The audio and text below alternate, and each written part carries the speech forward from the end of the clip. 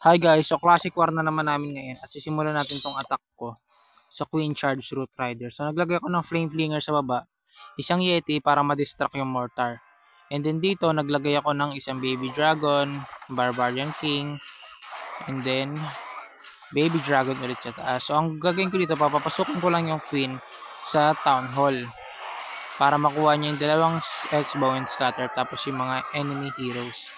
So kaya gusto ko i-share tong attack na to sa inyo kasi mamaya sobrang interesting nito attack na to. Talagang nakaka-stress na alam mo yan, mapapasayang ka na lang talaga. So yan, panoorin natin. So yung queen ko papapasukin ko dito sa loob ng town hall para makuha niya yung town hall. By the way, ang gamit yung account dito yung rush na base ko. Binus ko lang yung heroes ko. Kaya makikita nyo mababa pa yung level ng ibang troops. Ayan, so pumasok na yung queen and then lumabas na yung CC. Hinahabol nila yung Flame Flinger. Naglagay ako ng dalawang wizard. And then headhunter para sa king. Isang archer para dun sa air skeleton. And then yan. So dito pinag-iisipan ko kung saan ko na ilalagay yung aking root riders. At dahil nga ang bagal ko magdesisyon, mauubos ang oras ko nito. So yan, in-invoke ko yung queen para hindi mamatay. Muntik na siya mamatay. Muntik ko na magamit yung ability niya. And then yan. So ito, dito na ako naglagay ngayon ng root riders. By the way guys, wala pala akong Grand Warden dito. Kaya medyo mamamatay-matay agad yung root riders ko. Mabuti na lang inalalayan sila dito ng aking Royal Champion.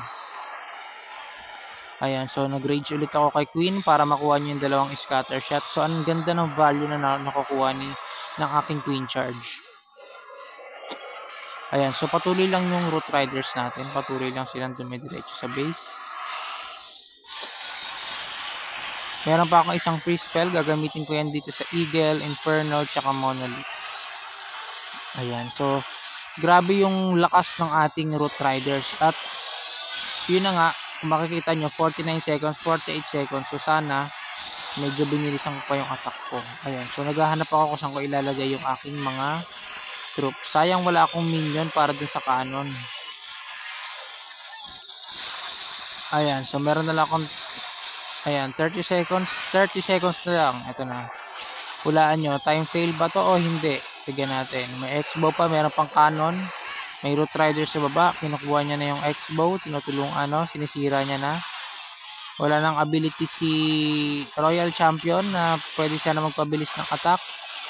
Tapos mataas pa yung level ng gold storage. Shit, ito na, kukunin niya na yung cannon.